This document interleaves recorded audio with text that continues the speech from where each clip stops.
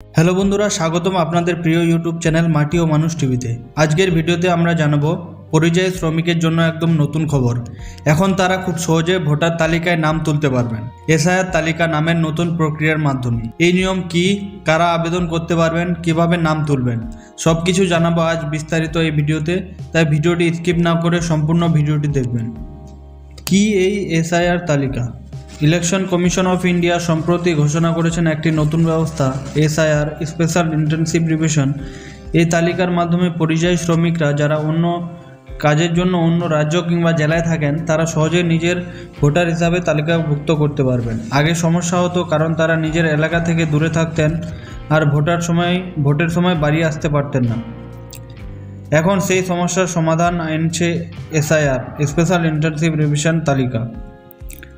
কারা আবেদন করতে পারবেন? যারা অন্য রাজ্য বা জেলায় কাজ করেন তারা আবেদন করতে পারবেন। যারা স্থায়ী ভোটার কার্ড নেই, যাদের নাম এখনও ভোটার লিস্টে ওঠেনি, এমনকি যারা আগে নাম তুলেছেন কিন্তু এখন অন্য রাজ্যে কিংবা জায়গায় কাজ করেন, তারাও নতুন করে আবেদন করতে পারবে। আবেদন করার প্রক্রিয়া: প্রথমে নিজের local booth level officer BLO এর সঙ্গে যোগাযোগ করতে হবে। আপনার যে বিএলও আছে আপনাদের এলাকার, তার সঙ্গে যোগাযোগ করতে হবে। ফর্ম 6 ফর্ম পূরণ করতে হবে, 6 নম্বর ফর্ম পূরণ করতে হবে।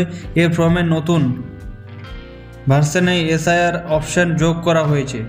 ফর্ম জমা দিতে পারেন অনলাইন nvsp.in ওয়েবসাইটে বা ভোটার হেল্পলাইন অ্যাপের মাধ্যমে, অথবা অফলাইনে বিএলও অফিসে গিয়ে জমা দিতে পারবেন। অনলাইনেও হবে, অফলাইনেও হবে।